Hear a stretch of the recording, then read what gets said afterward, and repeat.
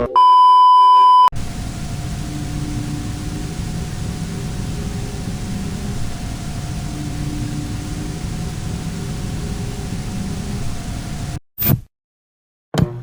was 17 the summer we found the cave on my grandmother's property in eastern Kentucky.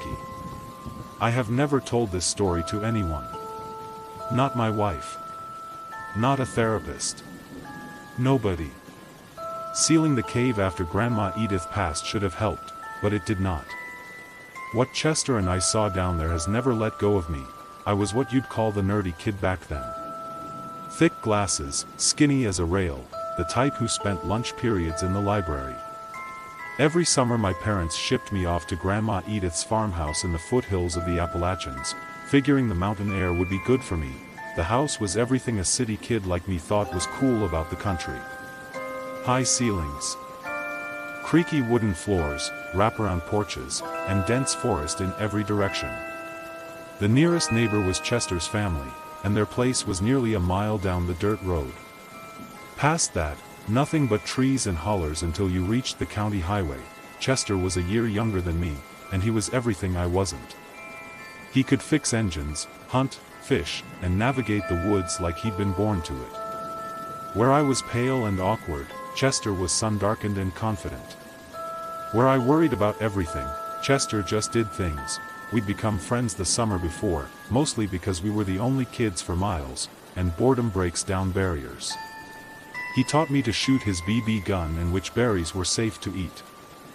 I helped him with his summer reading and showed him how to use his family's ancient computer. "John, you worry too much," he'd say when I hesitated at creek crossings or complained about spider webs. "It's just the woods. Ain't nothing out here gonna hurt you." I wanted to believe him. Chester made the forest feel like his backyard, and his confidence was infectious. Around him, I felt braver than I actually was. That summer, we were both restless in the way teenagers get when the days are long and the possibilities seem endless.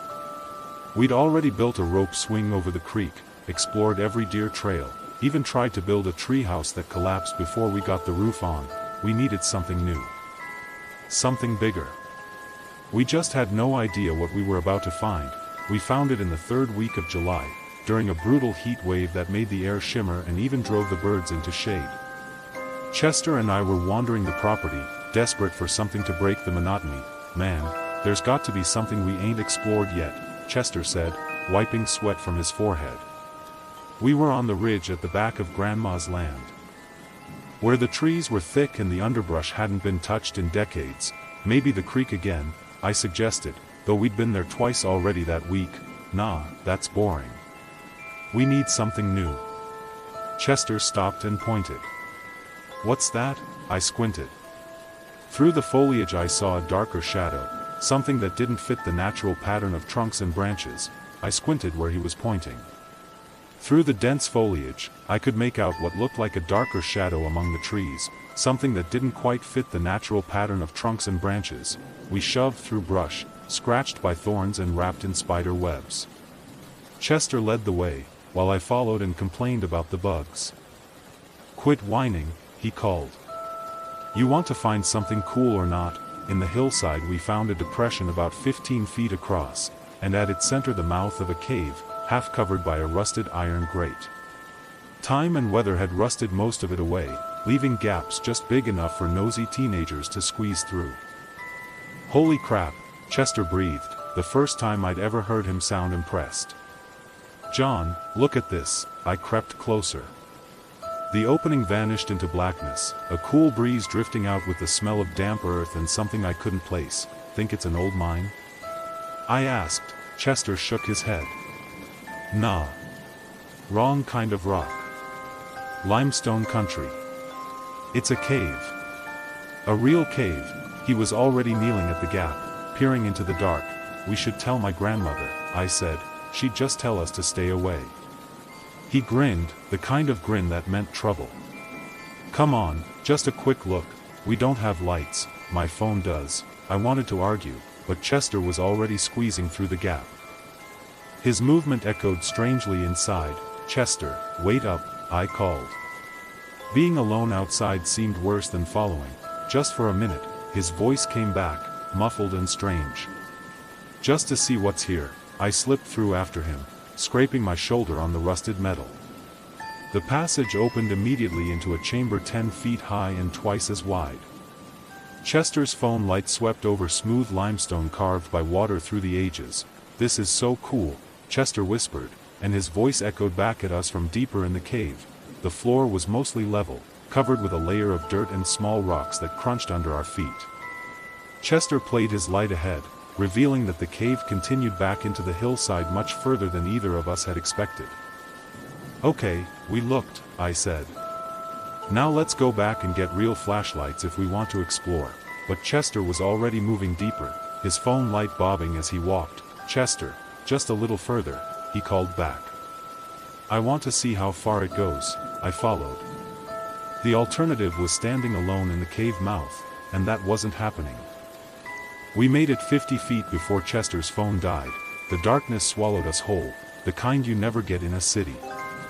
I couldn't see my hand in front of my face. "Chester?" My voice sounded small. "Right here. Don't panic." His hand grabbed my arm. "Stay close. We'll follow the wall back." We shuffled for 5 minutes along the wall, trying not to trip. When daylight finally appeared, we were both shaking, though neither admitted it. "That was awesome," Chester said, though I heard the relief in his voice. "It goes back really far," I said. "Yeah. We need real lights and rope." "Explore it properly," I nodded, though something about the cave felt wrong. Maybe it was the darkness. Or the way our voices echoed. "Tomorrow," Chester said, "we'll come back with supplies." As we walked back through the woods toward the house, I kept looking over my shoulder at the cave mouth behind us. Even with the afternoon sun filtering through the trees, that dark opening seemed to pull at my attention. I should have listened to that feeling. Should have told Grandma Edith, or just found something else to occupy our time that summer. But I was 17, and Chester made everything seem like an adventure. Even the things that should have scared us away. We came back the next morning loaded like explorers. Chester had his dad's heavy flashlight, a coil of rope, and glow sticks from his birthday. I brought a headlamp, extra batteries, chalk for marking our path, and a notebook to map it. "You sure like to be prepared," Chester said at the cave entrance. "Better than getting lost." He was already squeezing through the gap. "We won't get lost." We got lights this time. With real light, the cave felt different. What had seemed mysterious in the dim glow of Chester's phone now looked like a normal limestone cavern. Water had carved smooth channels into the walls, and the floor sloped gently down as we moved deeper. "This is way bigger than I thought," Chester said, sweeping his light around. Several passages branched off, each fading into darkness. We spent an hour exploring the obvious routes, marking chalk arrows and dropping glow sticks. Chester sketched a rough map while I called out measurements. "Left passage goes about 60 feet and dead ends," I said. "Right passage curves back and connects with the center." Like a loop, the center passage drew us in. It ran straight back, sloping steadily down, and our lights couldn't find the end. "That's where we need to go," Chester said, his voice excited. 2 hours in, he made the observation that should have sent us back. "You notice anything weird about this place?" he asked. Studying the walls. "What do you mean?" "What do you mean?" "No bats. No bugs. Nothing." His light swept the ceiling and walls. "Every cave should have bats at least. Spiders, crickets, something. But look, nothing." I stopped and looked. He was right. The place was sterile. No cobwebs, no droppings, no life. Even the puddles were clear and still, with none of the algae you'd expect. "Maybe it's too far from the entrance?" I said. Chester shook his head. "Nah. Caves are ecosystems. There should be something living here." We kept going. We were too caught up in the adventure to let a little oddity stop us. The cave was giving up its secrets, and we felt invincible. The center passage dropped 100 feet over 300 yards. Our chalk marks and glow sticks glowed faintly behind us. Then Chester spotted the elevated passage. "John, look up there." I followed his flashlight beam to where the wall rose to our right. About 15 feet up was another opening. Unlike the others, it was perfectly round, 4 feet across, with a steady current of air flowing out. "Feel that breeze," Chester said, moving closer to the wall.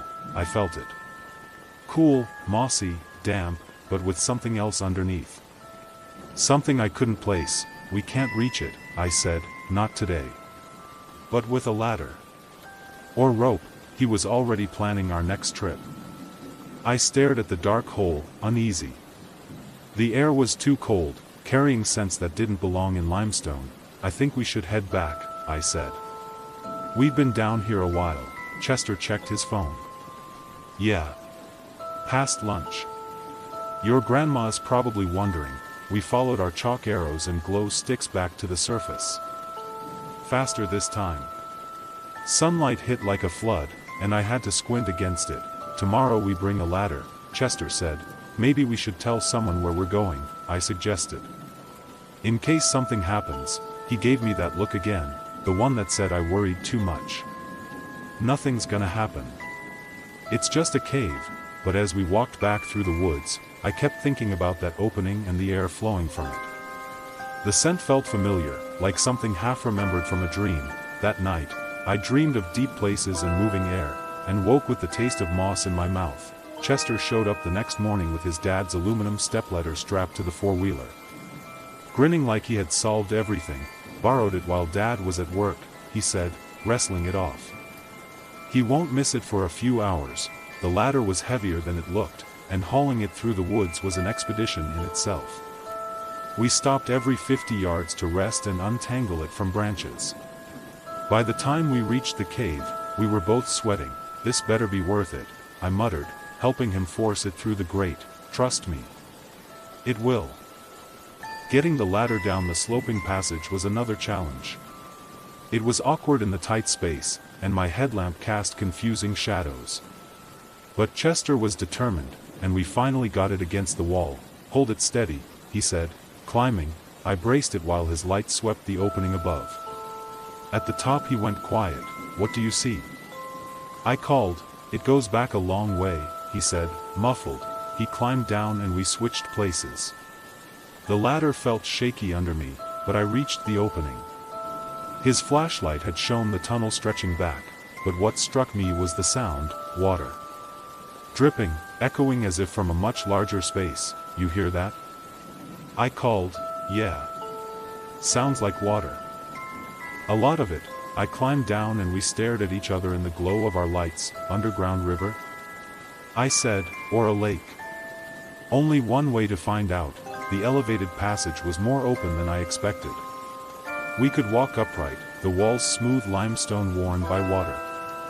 The smell grew stronger as we moved, and the air felt thicker, carrying scents that reminded me of things long dead. After 200 feet, the passage opened. I have spent years trying to find words for what we saw, and I still cannot do it justice. The cavern was vast, the size of a cathedral, with walls fading into darkness. In the center was a lake. The water was black and still, like a mirror reflecting nothing. Our lights reached only a few inches, and when Chester tossed in a pebble the ripples died too quickly, as if the water swallowed them. "Jesus," Chester breathed, his voice echoing from the ceiling above. I swept my headlamp around the edges. The far shore was almost beyond reach, maybe 50 feet away. "How deep you think it is?" Chester asked. "I don't know." "Deep." He was already digging in his pack. "Let's find out." He cracked a glow stick, tied it to a rock with a rubber band, and tossed it in. The green light sank. And sank. And sank. It never reached bottom. The glow vanished into distance until the surface was black again, showing no trace of what we had dropped. "That's not possible," Chester said, his confidence gone. I stepped back from the edge. The lake felt alien. The air too still, the silence too complete. Even our voices seemed muffled, as if the water absorbed them. "We should go back," I said. But Chester was staring at the far shore, his light barely catching shapes in the dark. "There's something over there," he said. On the other side, I looked. In the faint circle of light I saw what might have been structures on the rock. Regular shapes that did not look natural. "Chester," let's go back and think about this. We need a boat, he said, ignoring me. An inflatable raft. We could paddle over. The thought of being on that water clenched my stomach. That's crazy. We don't even know how deep it is. What if we fall in? We won't. I'm a good swimmer. In a lake that might not have a bottom. He looked at me then, really looked, and I saw he felt it too. The sense we had found something that should not exist, but Chester never backed down from anything. Tomorrow, he said. We'll think tonight and come back with a plan. As we left through the passage and down the ladder, I kept looking back. The darkness seemed deeper than it should, and I felt something in that water watching. That night I could not shake the image of the glow stick sinking into endless depths. In my dreams, I sank with it into darkness so complete I could not tell if my eyes were open or closed. Chester showed up the next afternoon with a small inflatable raft strapped to his four-wheeler, the kind meant for lazy rivers. He also had life jackets, waterproof flashlights, and a hand pump. Where'd you get this? I asked, though I already knew. Borrowed from my cousin Jake. He won't miss it. I eyed the raft.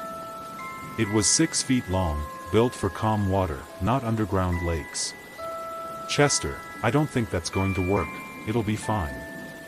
It's rated for 2 people. We're light. Despite my doubts, I helped him haul it to the cave. His enthusiasm was hard to resist, and I was curious about the far shore.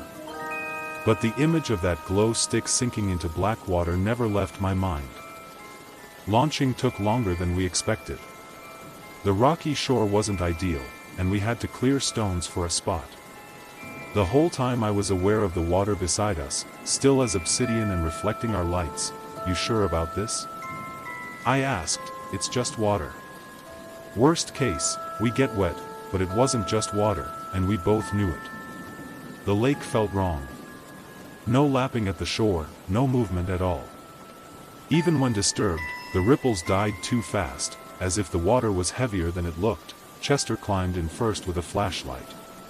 The raft barely dented the surface, as if it floated on something solid. Come on, he said, steadying it. I climbed in reluctantly, paddle in hand. The moment we pushed off I felt the lake take hold of us. It wasn't like floating, more like being suspended over an abyss. Paddle, Chester said, shining his light ahead. The rowing was strange. The water gave almost no resistance, yet the raft crawled forward, slower than it should have. It was like paddling through oil, though the water looked and felt normal when I touched it. This is taking forever, Chester muttered after what felt like 20 minutes. I looked back and my stomach dropped. The rocky ledge was much farther away than it should have been, barely visible in our glow. Ahead of us, the far shore seemed no closer than when we'd started. Chester, something's not right about this, just keep paddling. We're almost there, but we weren't. The harder we paddled, the less progress we made.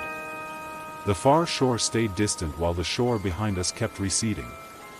It was as if the lake stretched itself, bending distance in ways that defied sense. Then Chester's light touched the far side, and we both went quiet. What the hell is that?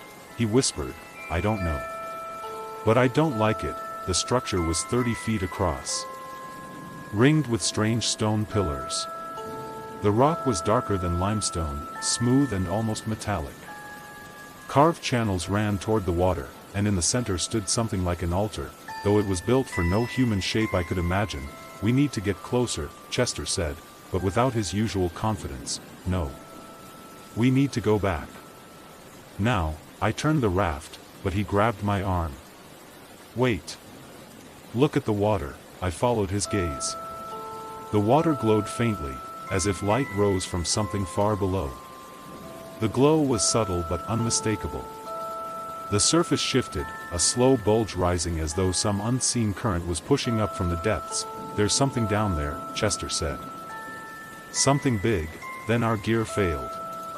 Chester's flashlight flickered and died. My headlamp dimmed despite fresh batteries. Even my watch froze at 3:47. Chester, we're leaving.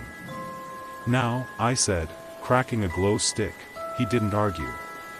We paddled hard toward what we thought was shore. but the darkness pressed in and our failing lights showed almost nothing beyond the raft. Then we heard it.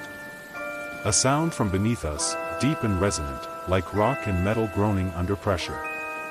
It rose from the depths and vibrated through the water and into our bones. Ripples spread across the surface and faded too quickly. The raft shuddered. "Paddle faster," Chester said, and for the first time I heard fear in his voice. The sound came again, closer. The water around us began to glow, the light moving upward as if something vast was rising. We paddled in silence, our failing lights barely cutting the dark. The shore seemed impossibly far, and with every stroke I was sure we would not make it, but somehow we did. The raft scraped the rocks just as my headlamp died. We dragged it out and collapsed on the cavern floor, shaking in the shine of our last glow stick. "We can't tell anyone," Chester said finally. "They'd think we were crazy," I nodded, though part of me wondered if we were. The whole thing felt like a nightmare. As we packed up, I made the mistake of looking back. The water was still again, but I was certain something in that blackness was looking at us. For 3 days I avoided the cave. I stayed close to the house, helped Grandma with chores, even started reading one of her old romance novels just to keep busy. But Chester would not let it go. He showed up with a restless energy I had never seen. "You can't just pretend it didn't happen," he said one Thursday morning on the porch. "We found something incredible. We found something dangerous," I said. "Our lights failed, Chester. All of them. At the same time, so we bring backups. More batteries. Better lights." I looked at him and realized what I had mistaken for confidence was obsession. He could not sit still. Dark circles under his eyes showed he was not sleeping. "I need to go back," he said, leaning forward. "Don't you want to know what it was?" "No. I don't." Chester stood and paced to the edge of the porch. "Fine. Then I'll go alone." "You can't. Watch me." I felt trapped between two choices. Let Chester go alone, or return to something I wanted to forget.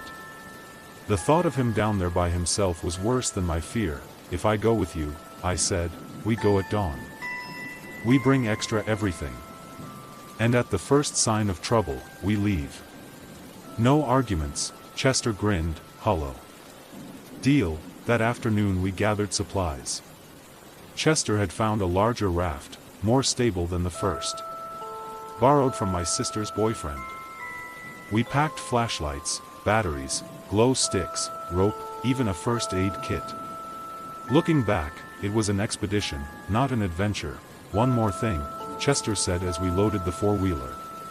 "I want to actually reach the far shore this time. Get a closer look." Every instinct screamed no, but I had committed. And despite my fear, I was curious. The shapes we had seen haunted my dreams. I needed to know. The forest felt different on the way back. Quieter. Even the birds were silent. We slipped through the grate and down to the lake, our equipment heavier with every step. The cavern was as we left it, vast and still. The water stretched into darkness, smooth as glass. Against every survival instinct, I helped him launch the boat. The crossing dragged, and with each stroke I was more certain we were making a mistake, but something was different about the far shore. "Are those lights?" I asked, squinting. Chester raised the binoculars and went still. "There's something over there." "What?" "On the far shore. I see movement." "And you're right, there are lights. Not flashlights. Something else. Something that glows." I snatched the binoculars. In the distance a faint blue-green glow flickered, like the bioluminescence in the water. "Chester, we're turning around right now," I said, handing them back. My voice was a hoarse whisper. He looked through them again and gasped. Chester had gone completely silent. His mouth moved, but no words came at first.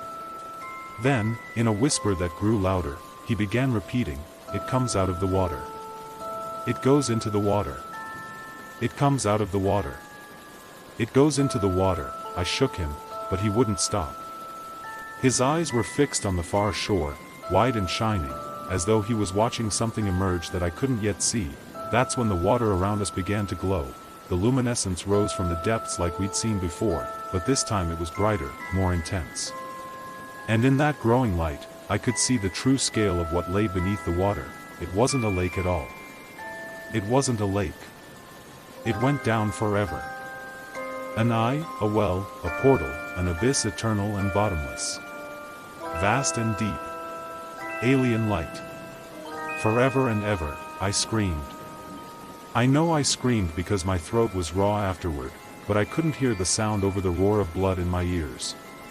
Chester was screaming too, or maybe laughing, I couldn't tell which.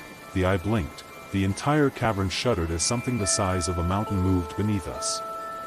Water that wasn't water displaced around us, and our tiny raft was suddenly riding waves that shouldn't exist in an underground space. This shook Chester out of his fugue.